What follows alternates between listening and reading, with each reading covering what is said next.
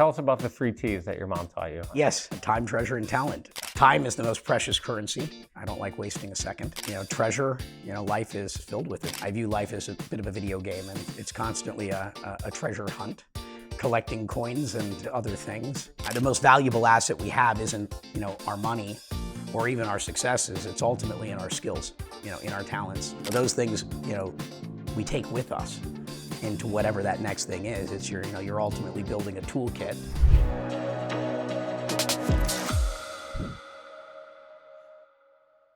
Welcome to In Search of Excellence, where we meet entrepreneurs, CEOs, entertainers, athletes, motivational speakers, and trailblazers of excellence with incredible stories from all walks of life.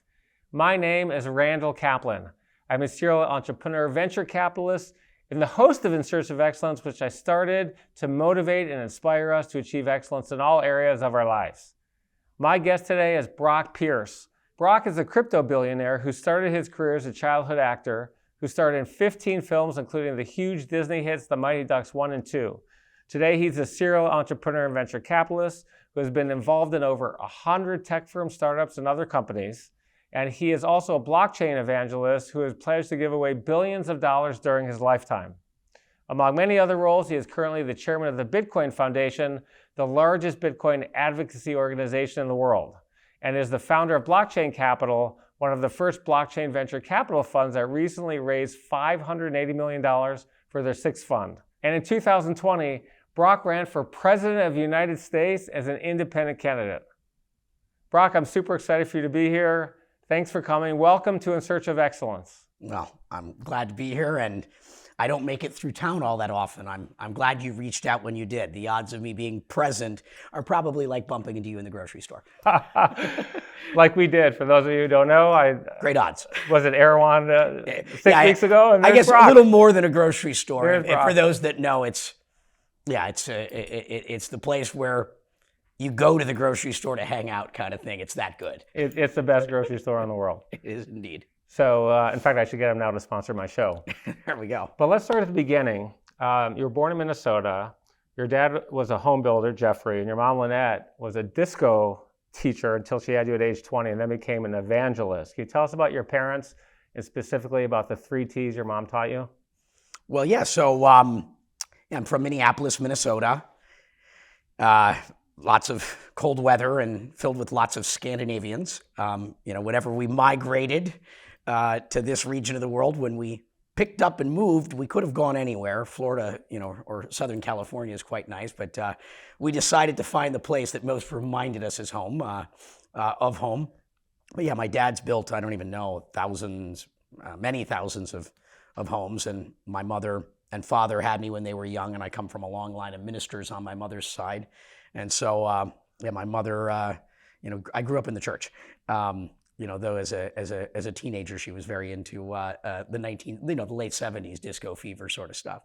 But my mother, instilled incredible values in me. She was one of the sweetest, kindest, people, and my dad, just solid as a rock. And so, I think that the combination of my parents, I'm so grateful we're able to produce my dynamic yet sort of solid foundation, as I like to say. A Brock, a B-Rock is just a rock but bolder.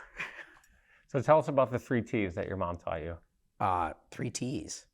I'm not even sure what those. Time, treasure, and talent. Time, treasure, and talent. Yes, time, treasure, and talent. Well, time is the most precious currency.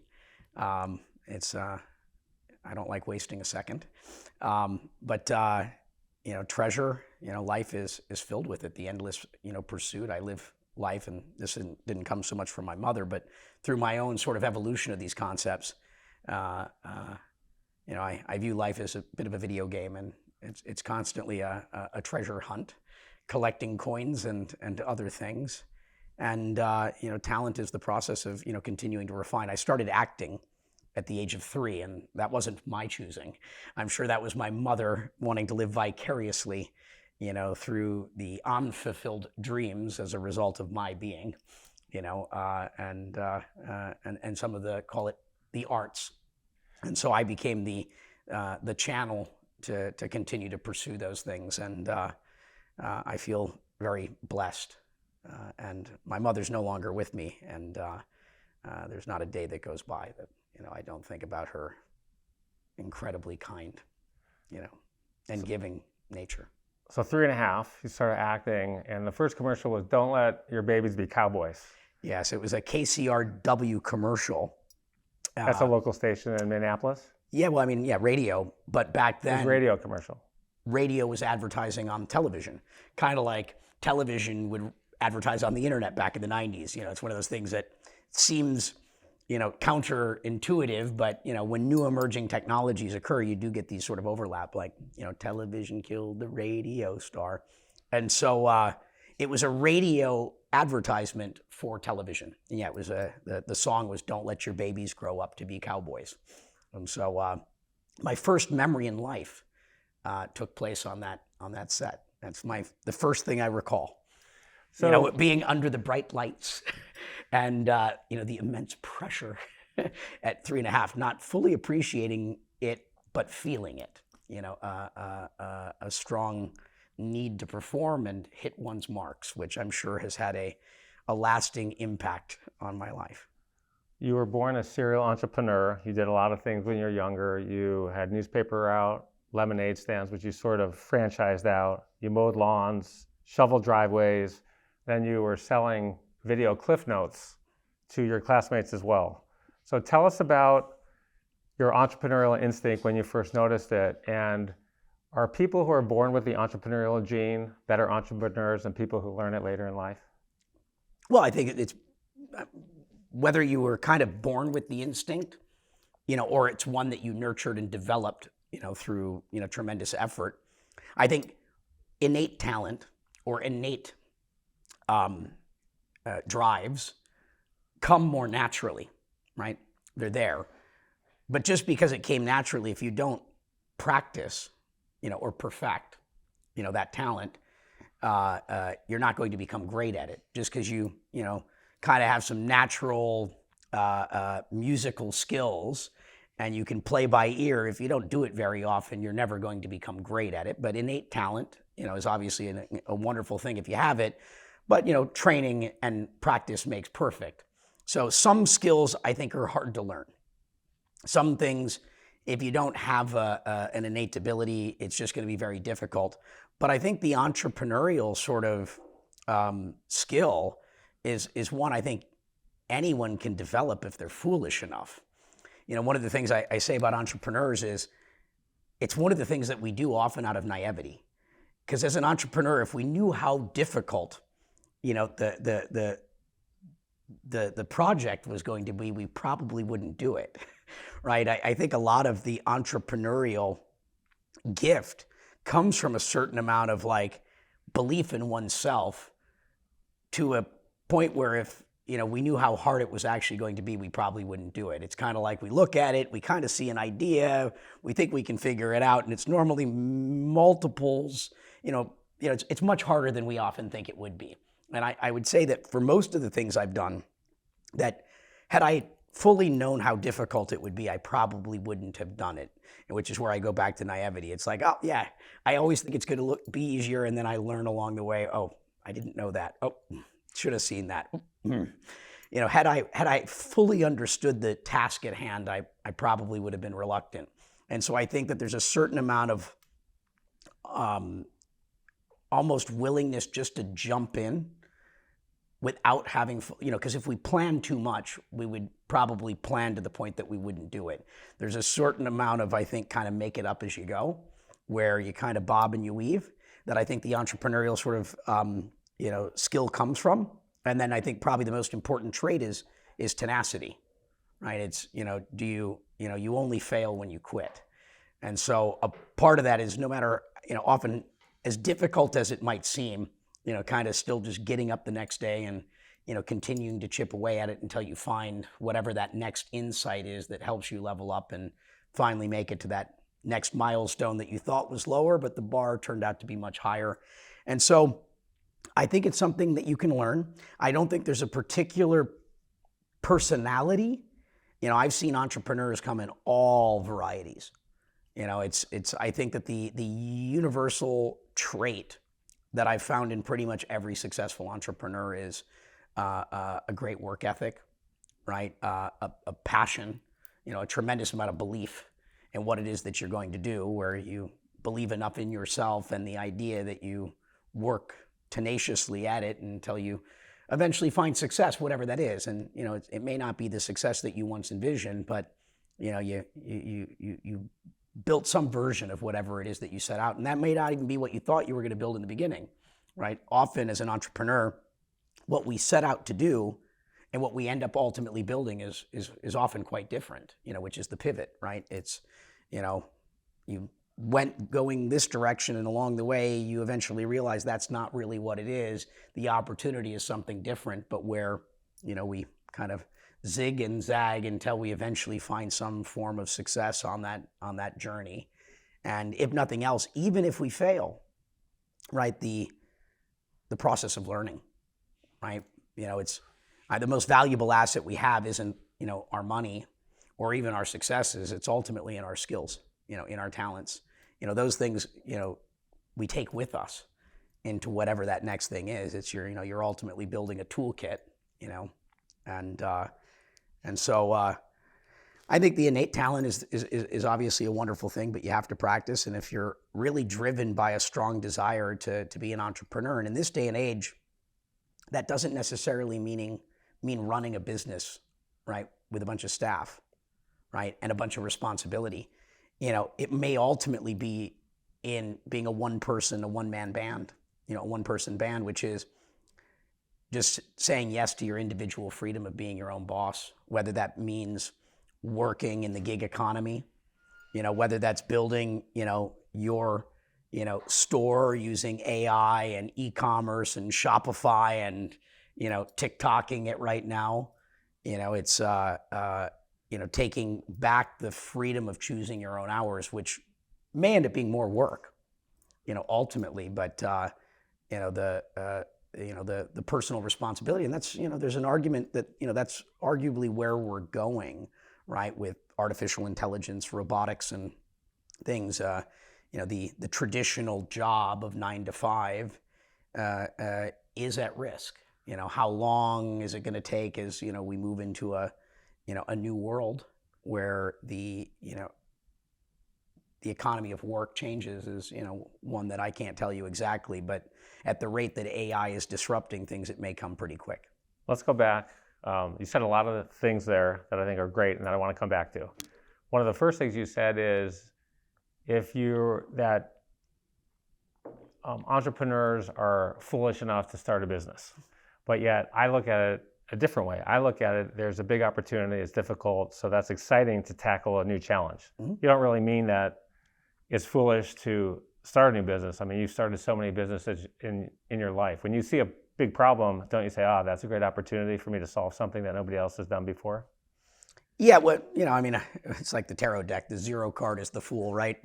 And the fool is usually no fool. But I just mean that when I say foolish, that the job is usually far harder, than we originally, saw it as. Always. And I think the message there is don't fool yourself into thinking that it's going to be, an easier job than the other things that you might be doing. It's be aware of what it is that you're really signing up for. And I think that's the underlying message. Curiosity is a personality trait of mine that leads me down an entrepreneurial path. I see a problem and my mind is immediately focused on, well, instead of complaining about the problem or seeing the problem, the curiosity in me instantly starts contemplating solutions. Because one of the ways I would describe myself is as a solutionist. And it's how I'm wired. And it's come from doing this over and over and over again. I'm wired to see a problem and instantly start thinking of problem-solving ways to solve it. And so I like hard. As I like to say, impossible, change your perspective, change your reality. Impossible is spelled I am possible. And I'm really only interested in Mission Impossible. If it's easy, why am I looking at it? If many people are willing or able to do it, it's not a job for me. I'm only interested in jobs that are very hard, so hard that one might call them impossible. And that's just the nature of looking for difficult jobs. And as we do this over and over and over again, naturally we want to keep raising the bar, kind of like in a video game. I just want harder and harder tasks. And so my attitude is I'm really only interested in the jobs that no one else is willing or able to do. And that doesn't mean I'm the only person, but conceptually I say that, and because we want to continue to grow. And growth comes from usually pushing yourself, like in a gym, to lift more weight. Right. You and I come from some similar worlds. The similarities is we've both been in the venture capital space. We've both been extraordinarily fortunate to have some big wins behind us. And we operate in a world where a lot of our friends, colleagues, mentees say, I want to be Brock Pierce. Or I want to have some success that Randy Kaplan has. He started this company, a multi-billion-dollar company. You've had many of those. And so I think there's a misperception about what normal people view as success. You mentioned one person going out to start a plumbing business. Entrepreneur, for me. He's taking a risk, or she's taking a risk, leaving something stable, going out on their own, taking a risk. What's your message to everyone out there who says, okay, I need to make $1 billion or $100 million, or I'm not going to go do something? Should the plumber who starts his or her own business is that person going to be satisfied with what they're doing, or does everyone have to go out and try to make a shit ton of money? Well, first of all, I'm not sure that money should be the motivation, right? It often is, depending upon what's motivating you. But I'm not sure money should be the motivation. I think the making of money is the byproduct of doing something successful. And I've given lots of speeches talking about this Japanese concept of ikigai. And ikigai, if you look it up, is a form of a Venn diagram that has usually 4 circles that talks about, what you're good at, what the world needs, what you're passionate about, and what you can make money from. And the goal is to kind of find the intersection of those things. Because I think that to do it successfully, you have to be passionate about whatever it is that you're doing, pursuing your passions. The entrepreneurial journey, whether it's, switching from the plumber or whatever job it is, you're going to encounter difficulty enough to the point that you're going to want to quit. And if you're not passionate about what it is, you're normally not going to make it over that hump, because you don't love what it is. You're likely going to give up, because if you're passionate about something, even if it's hard, and even if you don't end up becoming hugely successful from a financial perspective, you wake up every day loving what you're doing, right? You feel good about it, and that's something arguably even more important than money, right? How do you feel? Are you enjoying your life? And the good news is, if you work on something long enough and you're good at it and you're passionate about it, you will usually achieve some level of success where you will be remunerated, make money off it based upon whatever the market will ultimately deem paying someone that's really good at something, someone that is successful at something. And so I think that that's a part of it. And I think that when you are looking at a problem and finding a solution and you're passionate, that leads to long-term success. And if you've identified a big enough problem that has a big enough solution, that's where the big money ultimately gets made, right? You found something the world needs, a big enough problem. You're passionate enough to be able to work through it and have a shot at being the really successful, group or company in that field. And that's where the big money is ultimately made. And then when you have that success, then you encounter you encounter a whole nother of life, set of life problems, which that you have to work through, which is the obstacles that come from material or meaningful success. But I think that one of my main lessons, so I had been arguably a successful actor. I was starring in movies, and I decided to quit acting, when I was 16, which is the same thing that any person, may encounter when they think about leaving their comfort zone, leaving the safe space, where they're already successful, and venturing off to do, something that would appear to be risky. I went through that, and I think that, one of the lessons is I would the messages I would convey to anyone is that we are confined in a cage of our own effectively creation, right? We are creatures of comfort, and we hold the key, to that cage that we're confined in, which is our comfort zone. And we have the ability to open the door at any time we want and walk out of it, remembering that whatever it is that we're doing that we're comfortable with, it's because we're usually good enough at it that we can often go back, to whatever that job is, right? It's not such a safe space that, we can't return to it, and we can go off and attempt to do new things. And if we fail, it's not necessarily the end of the world. I mean, be a little careful. If you want to go create a startup, giving up everything you have, depending upon where you are in life, and incurring a great deal of debt. This is a longer conversation than we would get through here. It's going to come at a great price, taking that risk of leaving a comfortable job and, taking some entrepreneurial risk, but be sort of realistic in, kind of what the goals are, and don't get so caught up in drinking the Kool-Aid that you will give up everything you have with no external validation or any data that is suggesting that it's working, right? Try to set a plan, and, at some point you need external validation, which might be customers, or revenue, or it might be angel investors, where somebody else, whether it be a customer or an investor, has believed in what you're doing. If you can't close anything, that's perhaps one of the data points where you say, okay, maybe this was not the opportunity, for me, and don't get yourself into a position where you hurt yourself or your family. And this is also one of the reasons why young people are so successful as entrepreneurs. And the older we get, the less likely we are. It's not because young people are better. They're not. They're less experienced. It's that younger people can afford to take risk because they may not have a family. They may not have a mortgage. They may not have those things. And so we can afford to take Golden risk. handcuffs. Yeah. Which often makes it, difficult to go pursue those entrepreneurial endeavors, which is another reason where if you're a younger person watching this, you can afford to take the risk. If you're going to do it, definitely it's something that is easier to do, before you've, put yourself in a situation where you've got, call it real dependents that depend on, the breadwinning sort of, paycheck. I mean, it's easy for you to say. I mean, so many of my mentees, students, interns, they all ask me, when's the right time? And there's a saying that I say, do it now. Mm-hmm. Because tomorrow is another day, but today is the start of whatever you should be doing. I mean, I encourage people to pursue their passions and just try to be, clear. I would certainly, if people go, when's the right time?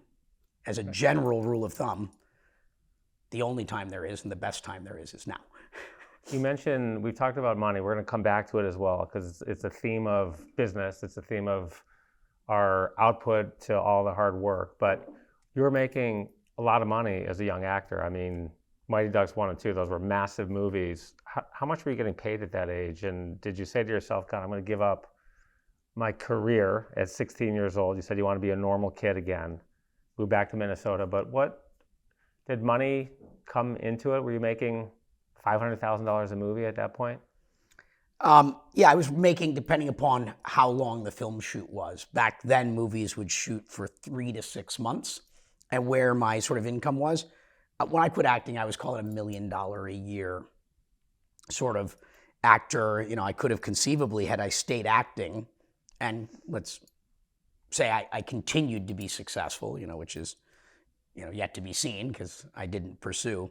But yeah, I could have been, a multi, sort of 7-figure, and, had I achieved a big hit, a Macaulay Culkin type of thing, could have, achieved, or a Jonathan Taylor Thomas type of, kid. These were, my contemporaries, could have ended up making more than that. But I was, call it $1 million a year type of earner. And that's 13, 14, 15. But that's gross. In the acting business, you've got agents, you've got managers, you've got publicists, you've got lawyers, and you've got taxes.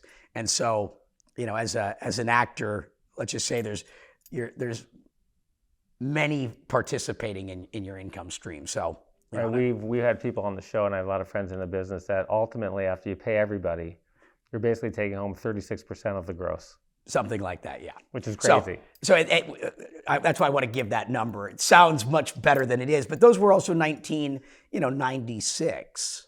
You're a teenager. Numbers, yeah. I mean, you're a teenager. Yeah. Tons of money. So you graduated high school, and then you went to USC and dropped out after a semester. Tell us why you went in the first place, and how important do you think education is in our success today? Well, I don't want to undermine the educational system. I think that education is a great thing in terms of the discipline, right? Discipline is very important, in life, right? And that creates structure. To learn without structure requires a lot of self-discipline, right? Those environments create structure that create discipline, and are you, enough of a self-starter that you can keep yourself, motivated and showing up? So for me, I was always a curious, sort of learner, right? I didn't need a curriculum to learn. I'm still a student every day of my life. I'm always learning. And so that's really, I think, more an individual thing like that. And I'd say those are the two general buckets, right? Are you someone that are you waking up every day, and at the end of every day, have you learned a bunch of new things? If you're always learning, I'd say it's probably less important, right? If that's not you, more structure will probably serve you well, right? I'd say that it was more important in the past than it is today, because the world is changing at an accelerating rate, and the curriculum is not. And so a lot of what we would learn today has not a lot of value in the market as it previously did. So I'd say the value of higher education is going up in cost and down in value, except for the fact that you have a lot of education that's available online now, and you can get it at a deeply discounted rate or free in many cases. So again, I'd probably be looking at those things. And I think the biggest change to it all is look at things like ChatGPT and the internet itself. I mean, what did the internet do? It democratized information and knowledge. Information and knowledge used to be difficult to access other than through, traditional education, right? Or being a voracious reader. And a lot of those things are dated. The internet essentially gave us access to all of the world's knowledge and information at the tip of our fingers, irrespective of where we live. And with things like, search, and now AI in search, I mean, what can't you learn in a minute now? I mean, any question you have, you can get an answer to it in ways that we've never been able to do before. So I would say that the value of education and the importance of traditional education is very different than it once was. And I'd say as an employer, I'm becoming less and less interested in your degrees. I almost don't even care. I think I almost don't even want to know. You want to know something. 2.1 grade point average? I think that more than anything, the things that I'm seeing, because I'm involved in so many organizations, the best interviews I'm seeing is actually giving people tasks. And you instead of doing a traditional interview, build a task or a test to assess a person's aptitude in the thing that you're trying to bring on, and not know that much. Because then you're actually giving a level playing field where you're just looking at someone's ability, right, rather than, because one of the things is I'm predisposed. The more I know, the more inclined I am to think that you might be good at something versus actually finding out if you are. Right. We do something similar as well. We have a very small team. They're all rock stars. And if we have a job opening, our 1 or 2 or 3 people will screen. We'll have to do a bunch of homework. We tell them do a bunch of homework. And then we'll give them a assignment that's going to take 20 hours minimum, sometimes 40. Look at these 5 companies, these 5 businesses, and tell us what you think. 90% of people won't do it. The 10% of people who do it, there's a huge range. And that's how we determine whether they have the chops, the talent, and the skill to be successful at our company. And it's the DNA of people who are willing to invest in themselves and do the work. Those are the kind of people we want. The work itself doesn't have to be perfect. I want to know, I can see how much prep they put into it, how much time they put into it. Everything counts. The quality of the writing counts, right? Stupid mistakes like periods and quotes and misspellings, those people we don't want. It's shocking. People are going to do the work and still make mistakes like that, but we love that DNA. And that's how we do tests for every employee that comes in. We do the exact same thing. Yeah, I think that's, instead of relying on someone's resume and their educational background, I think that this is far more valuable. And with that being said, how valuable is the education today versus, how I think that this is a better mechanism, a better method, right, to identify the people that you want in your organization. Right. So I think that kind of answers some of the question. The flip side, we're both parents. We both have kids, and I want my kids to go to college.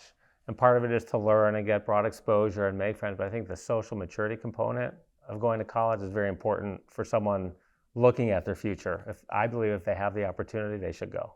Well, my 16-year-old is in that process right now, and evaluating universities. It's in the beginning of the process, so I'm not opposed to it. But it depends, I think, a little bit on how entrepreneurial you are. If you're kind of like the Peter Thiel Fellowship, right? Yeah. If you have the innate entrepreneurial sort of like genes, if it's already motivating you, there's arguments to be made just to go right into joining startups and learning in a hands-on sort of role. I think some of it depends on what you want. And I think if you know at a young age you're an entrepreneur and you want to be an entrepreneur, I'm not sure spending those years in university is as necessary. It depends, I think, a little bit on where you're going, and do you know where you're going? I think for a lot of teenagers that are at a college sort of entry phase, they're not sure what they want yet. And most college kids are not the sure vast what they majority. Want. Yeah. And that's a perfect place to develop the network, right? That's, I'd say, one of the most valuable things that come out of going to a university is this is your sort of network of people that are out in the world, where you've got your contacts, you got your friends. The social aspects are probably more valuable than the education itself, right? And keeping back to discipline, keeping you refining yourself and adding skills and adding information, so that as you figure out what you want, which may not happen until you're in your 30s.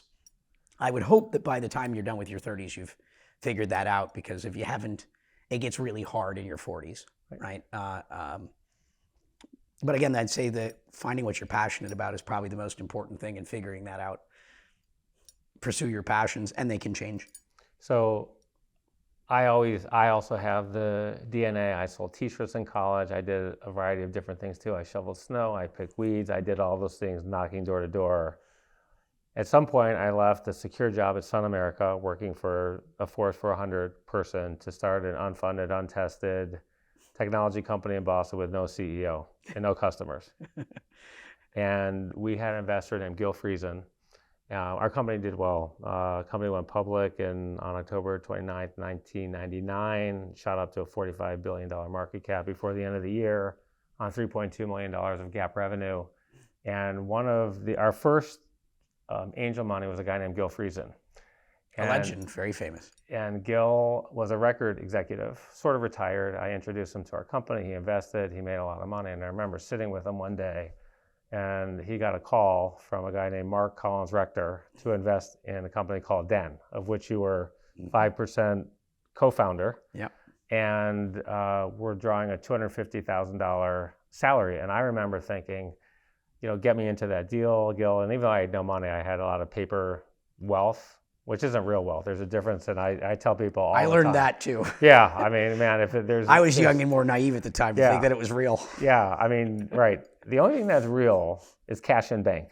Yeah. Right? I mean, paper wealth is nothing. So tell us about your experience at Den. It was hot, and then it was very much non-hot. And then tell us about what you did at there and then moved on to the gaming industry and how that path all happened. Yeah, so this was my acting career. I had starred in a movie called First Kid, where I played the son of the president of the United States of America with Sinbad as my Secret Service agent, Bill Clinton, cameos, Sonny Bono, and ended up, after that film in particular, I started questioning whether or not, I didn't decide to be an actor, I just was. I'd never really looked in the mirror and said, is this what I want to be doing? Which is crazy, by the way, because so many people come here and it's all they want to do. Yeah, especially in this town. I just was, and I didn't know anything else. So I was kind of, and I enjoyed it. So it's not like I didn't enjoy it. I loved it. It was my life. But I'd never really asked myself, is this what I want to be doing? And I was entrepreneurial. I was tech savvy. And I was watching, kind of the internet emerging. And I'm looking at it and I'm saying, well, the internet is going to disrupt the entertainment business. And Mark had moved to LA after starting what was kind of the first real ISP. You could say Earthlink maybe back then, this guy Dayton. But they started... Which, for those people who don't know, allowed someone at home to dial up on a phone and get online, on the internet. Yeah, so Mark had a company called Concentric created the first POP and created the framework of what was the internet back then. So an ISP, an internet service provider, how you connected to the internet. Back before we had broadband, it was dial-up. It made these very interesting noises. And what you were doing is you were basically plugging an old telephone, for any young people, into the back of your computer, effectively through a modem, and router. And it would dial, a phone number. And then you would connect to other phone numbers. And back in the 90s, you paid, your local phone number and your area code or county was all you can eat, unlimited phone calls. But if I called New York from here, I paid long distance rates. And so you didn't have central servers. To connect to a website in Minnesota, I paid long distance. To connect to a website in New York, I paid long distance. And so what Mark had done is said, what if we put servers in all these areas and had data centers and racks, and so I could dial to a local phone number, and then within the ISP, I'd be routed internally so I didn't have to pay long distance calls, which was the beginning of kind of the internet being networked. At the time, the telcos, which you called the R-Box, wouldn't allow internet companies to go into the telecom data centers because of the movie War Games. Actually, I think what I'm telling you is almost probably not written anywhere. And this is the really interesting history because I happen to know it from having done all this. So they couldn't put things there. And so Mark was at a conference and he met the CEO of Payless shoe stores. And when he met the CEO of Payless, he said, can I sit down and look at a map of where all your locations are? And he pulled out that Payless had, basically locations in almost all the shopping malls, at least in every city in the country, and said, how much money do you make in your shoe racks in the back of all the Paylesses? And, looked at what it was and offered substantially more money to be able to put computers or servers in the back of Payless shoe stores around the country. And that's where Concentric built the first network so that you could dial in, and that launched what we think of as, the original ISPs before broadband and, all the major telcos got into it. So it's an interesting sort of historical fact. But Mark came out here, after that company went public and had an interest in entertainment. And he was meeting with the movie studio people and the TV networks and, entertainment folk. And at the time, none of them were entrepreneurial, and it took a very long time. By the way, the entertainment industry, most of them, unless they're young, if they could go back and basically prevent the internet from disrupting them, even today would probably press that button. I'd say the entertainment industry, generally speaking, is not a fan of innovation or tech. They're quite happy with the status quo, as you can see through the union deals and otherwise. They're not, I'd say, They don't love innovation. That as a general statement, that's obviously not everyone. But at the time, nobody really knew any of this stuff or had an opinion about it. And Mark was told by some mutual friends we had that, you need to meet this kid Brock. He grew up starring in movies. He's entrepreneurial, full of ideas, and has a lot of opinions about how the internet's going to disrupt the entertainment business. And so we met up, and I just started talking about all my thoughts. And he's like, I need to make you co-founder. I need you to do this with me, because he hadn't found anyone that could really articulate a vision for the future. And because I made, call it, well, it's not on a single project, but let's call it $1 million a year. I said, I'm not going to quit acting, and I need to be paid something reasonable, and so I was able to negotiate a $250,000 a year salary, which sounds crazy when you think about a 16-year-old, but I was a big pay cut for me, at the time, to walk away from, that. And so I negotiated that, and I thought 5% of the business, which made me the third largest shareholder, was acceptable considering my limited experience as an entrepreneur and my co-founders having started billion-dollar public company startups. So, I felt satisfied with my negotiations as the third person in the company. And the idea was simple. We were the first company attempting to disrupt the entertainment industry in a meaningful way with the internet. And it was a precursor, you'd say, to YouTube, Hulu, and Netflix. We became the hottest probably company in the world when it came to entertainment and digital. One of, if not the hottest startups in Los Angeles because of the town that we were in. And with many of the biggest name investors and everybody. And the company ultimately suffered from the fact that broadband didn't roll out. And back when we were running on 56K or very low internet speeds, you really couldn't watch video yet. This is where Mark Cuban's idea with broadcast.com, which was streaming audio, was much more timely and ultimately led to far greater success for him because he sold during that period. But it was an incredible learning experience. We were doing user-generated content. We created the term webisode, thought through the formats and product placement and original programming. We had 30 different shows running. We were looking at licensing and repurposing. We even had Den Music. We bought a company called Gas, Gary Gersh and John Silva's company. So we have Den Music with Beck, Beastie Boys, and the Foo Fighters. I mean, it was a very exciting deal at the time. And as someone that hadn't been through market cycles, which is very important for anyone to learn, our last raise before we were going public was from NBC at $1 billion. So I had my first unicorn back when $1 billion was back then $1 billion startups were pretty commonplace if you were in internet in 1999, and for a very brief period of time, because that bubble was extraordinary. But it all came crashing down. I mean, when the internet bubble burst in the spring of 2000, for anyone that knows the cryptocurrency business, you've not seen a bear market. You've not seen hard. When the internet bubble burst, the impact was beyond devastating. Stock, our stock went from a high of $3.49 to 49 cents at one point, delisted from NASDAQ. I don't know, I think that's a 99.89% decrease in value. No one's feeling good at that point. That was every company with very few exceptions.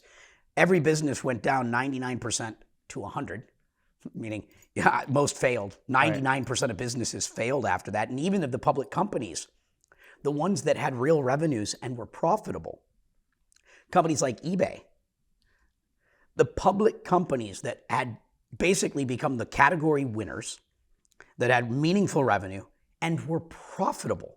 Public companies that were profitable were trading below cash. They traded below the cash on their balance sheets, which, you can't talk about a worse market condition when you can buy businesses below their balance sheet that are actually profitable businesses. Mary Meeker, who was the biggest analyst at the time, had actually published, a suggestion for people to invest. Just buy the public internet companies below cash. Had you followed that advice, it would have been one of the best investments anyone could have ever made in their lives. And clearly, because they kept trading below cash, almost no one took her advice, because that is how toxic That is how radioactive the market was towards internet companies, VC firms, and investment firms. It was common where if you took an interview, took a meeting with an internet company back then, you would be fired just for talking to us, because the belief was the market was so hurt from the losses that were sustained that the general consensus was that the internet was dead and it was never coming back, even though, I mean, that's a ridiculous concept. Just because so much money was lost didn't mean that the internet was a bad idea. And the usage of the internet continued to go up and up and up. Every data point there is said the internet's going to continue to change the world, but the market had been so burned, so scorned, that no one could even the PTSD, from the losses that everybody sustained from the internet was such that people just wouldn't hear it. They wouldn't have it. And that went on for a few years. There was no raising money for anything. I mean, PayPal at the time became the hottest, sort of fastest growing internet company, and there was not a single investor in the world that would invest in it other than its lead investor, where I worked for, briefly at Clearstone. I wasn't there when they did that investment, but there was no co-investor in the world that would co-fund PayPal. No one. Which is why they bought X.com. They bought Elon Musk's business for the cash on the balance sheet. It's crazy when you think back. I mean, people then said no one's going to buy a refrigerator online or a TV online, and it all happened. Yeah, the ideas, I mean, other than maybe pets.com, which even that's probably working now. I mean, we're buying our dog food. I mean, even e-toys. Eventually, all of those ideas were not wrong. It's a timing thing. And that's another thing for any entrepreneurial lesson, right? Timing is everything. Back to, time. Like, time is a precious resource. Timing, is also one, certainly for a market's perspective. But probably almost every idea from Internet 1.0 to some degree has probably come to realization or fruition. That doesn't mean the successes we once thought, but most of those ideas have probably worked out to some degree. I was a big investor on the board of a company called XDrive, if you remember XDrive. Yeah. And it was storage online. Mm-hmm. And it was dial-up, broadband wasn't here yet. And we were getting something like 20, 30,000 new customers a day. It's free, like Dropbox is today. And then if you want more storage, you have to pay. We raised something like $70 million for that company. It is the exact same company as Dropbox today, or Box.com, the exact same company. It was too early. Well, too early, and also we went through such a crazy market condition where if you didn't have a war chest of capital, if you had had a war chest of capital, you might have been able to survive. The problem is most of us didn't have enough money on our balance sheets and probably didn't lay people off fast enough. The companies, the smart thing to do is after the bursting of the bubble in the spring of 2000 was tighten the belt as fast as you possibly can, throw everything overboard that you don't need, and prepare for, Game of Thrones level winter is coming. Go into straight hibernation and figure out how to generate revenue by any means necessary. I mean, that's where Den, the last point there was, that's a story that's never been told, is we selected Rob Wiesenthal in Credit Suisse First Boston to take us public. We filed our S1, we were going out. That was the number one banker, the number one firm for internet IPOs at the time. But to be on that platform with that deal team, was the hottest thing, and so it took like 6 months.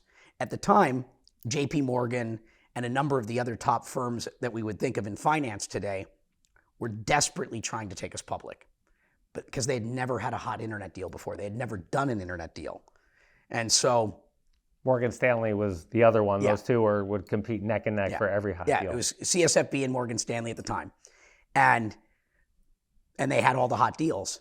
JP Morgan had never had a deal yet. Certainly nothing that was credible for their first deal. And so the second tier at the time, banks, were begging us to lead our sort of IPO. And we turned them down because we're like, who are you? You're chopped liver in this market. Had we, in retrospect, done our IPO with that firm, we would have been first in line, gone public before the bubble had burst, had a war chest of capital, and had we made the right decisions when the bubble had burst, there is a very real chance we would end up, having been YouTube and, sort of Netflix and these sort of things today. Because the ideas were spot on. It's just, could you survive until the market was actually ready? And that business didn't come around until really 2004, 5, and 6. And one of the things about YouTube is YouTube was going out of business because it couldn't afford the bandwidth. You know what? No one gets that today, and I'm so glad that you mentioned that, by the way. Yeah, YouTube couldn't afford to survive. And by the way, that was the same problem that originally the first social networks had. The first social networks, we had never seen internet companies scale. And so we talk about today, just get scale, it's not about revenue. But back in the 2000s period, let's call that Web 2, in the beginning of post 1.0, we started to see businesses scaling in ways we've never seen before because they're really hitting, consumer hits. But they couldn't afford to survive. And this is even true of the MySpaces, right? The Friendsters. Friendster went out of business, the first successful social network, because it couldn't afford to pay for its data. It was scaling faster than the VCs were. They'd never seen one before. They didn't know, when you get a rocket ship like this, just pay for whatever it costs because you're going to be building a multi-billion-dollar business. But it was the first time anyone had seen that. PayPal similarly, huge taking off, but what's its revenue model? We can't afford to fund them. YouTube, the VCs did fund it, but they couldn't afford to fund it enough. And so the only companies that could afford to buy YouTube at the time were Microsoft, Google, Amazon. Only the tech giant could afford because they had the data centers and the ability to fund the enormous losses of the bandwidth. Right. So in 17 months, as the company's running out of money, the company sold for $1.65 billion. Yeah. And then everyone's like, holy shit, that's amazing. But the story for the insiders in the tech business like us, it was growing like a weed. Everyone was excited about it. But they kept having to spend a lot of money, $10 million a month, $20 million a month to serve all the traffic. Yeah, and VCs didn't have the money that they have today. You didn't have these mega multi-billion-dollar venture firms. Right. It was a very different investment market back then. And you didn't even really have what you'd call growth equity, at that point, right? It was VCs, Series A, Series B. It was a very different business, and there wasn't a market for IPOs at the time, meaning back then the concept was you could become a victim of your own success, and your success could kill you. Your success could bankrupt you. And that was, kind of what we talked about if you were around back then, is too much success could ultimately be the failure of your business. It's so interesting to say that. And at the time, $1.65 billion in 17 months is huge, right? Yeah. Two founders, they both walked away with hundreds of millions of dollars at a very young age. Today, let's say that was 2006. So we're looking at 20-something years later, YouTube alone. And again, they would have needed a lot of resources, but would be worth somewhere between $100 billion and $200 billion. Yeah, there's no question it would have looked more like a WhatsApp sale or something, right. Instagram. Yeah, or so Instagram. For $1 billion, that'd be worth $80 billion today, maybe. Yeah, those would be great examples. Well, Instagram, they chose to exit early, right? At a different point in the market, right? Mark Zuckerberg gave effectively the same offer to them that Yahoo had given to him back when, Zuck turned down $1 billion Yahoo deal, which at the time also looked crazy to most of us. How do you turn that deal down? But yeah, YouTube, if you had that kind of success today, at a minimum, even at that 18-month mark, you'd probably be looking at a $10 to $20 billion exit, 10 times. So let's talk about that. Entrepreneurs raise money. They're fiduciaries to investors, right? You have a lot of responsibility. You raise capital. Mm-hmm. I believe you got to treat someone else's capital like it's your own. I'd say even with greater risk, more so. With more so. When is the right time to sell? I get that question all the time. When's the right time? I had, and I'm not going to mention the name because you'll know who this person is. They had started a short video company and had a pre-IPO Twitter offer for $80 million by the company. Twitter was still hot. They were going to go public. and they had a founder and they were going to raise money, either sell for 80 million or raise money at a $300 million valuation. And the founder, who I had worked with at another company, who wasn't well liked by the board or investors, was a good salesperson, managed to raise a lot of money from a completely new group of investors, right? Very bad thing if someone doesn't want to back you the first time, the second time, right? Something there is generally wrong if things go well the first time. So the founder says, I'm not doing that. I'm taking the $300 million valuation, very selfish, and ultimately that company went bankrupt, and that $80 million would have turned into over $1 billion, maybe $2-3 billion. When's the right time to sell? Yeah, so I think the best message here is in Mark Zuckerberg turning down that billion, or this example of turning down that 80 million, or we'll give a version of the story that more can understand. Let's talk about Sylvester Stallone and Rocky, right? Sylvester Stallone wrote that screenplay. And there were people that were willing to fund that movie, right? Or buy these companies. And Sylvester Stallone was so focused on being the star of that movie to play the part, he was effectively turning down offers. But eventually, the film got funded and he got to star in it. For every Sylvester Stallone that does that, there are so many screenwriters that turn down the sale of their script and never, ever, ever, ever get a deal. Those examples are like winning the lottery. And they're actually dangerous to, people that could effectively get an exit that could forever change their life, right? You got your first exit, whether it be a tech company or your screenplay or whatever that thing is. But we see those rare examples of where someone turned down the big deal and it turned out to be far better. But for every one of those successes, there's a long line of failed businesses and projects that never sold and ultimately bankrupted or failed. And so generally the right answer is to take the exit. Certainly if you're a first timer where all of your wealth, all of your future is tied up in that one deal. Then your challenge usually as the entrepreneur is actually with your investors, because your investors who usually don't have that same need, right? Your investors who are not, in need of liquidity per se, because they're usually, they've got lots of things going on, usually wealth. But you as the entrepreneur, all your eggs might be in that basket or that screenwriter or whatever it is, all your eggs. Generally, the wisest thing is to take the liquidity event, especially if because then you can do it again. And right. What I would say to the screenwriter or the entrepreneur is, do you think you're actually any good? Do you think you're talented? Are you good enough that you might be able to do this again? Do you believe enough in yourself that you could do this again? The answer should be yeah. So then give yourself the freedom to be able to do it again, but from a better place, with a foundation, the security, where you're not, all in. But then again, some of the most successful entrepreneurs I know were ultimately successful because their back is against the wall. They only had one choice, which is success. Failure is not an option because they've got it all on the line. So there's a number of, sort of like points here, but generally the exit is there. Then the VCs are usually going to be your issue, where the smart VC will usually have an opinion of like, wait, no, we're taking an exit too early. Let's push this further. Let's go a little further. Unless, and now we're getting to the nuances of being a VC, the fund is late in its life cycle, or they're raising a new fund.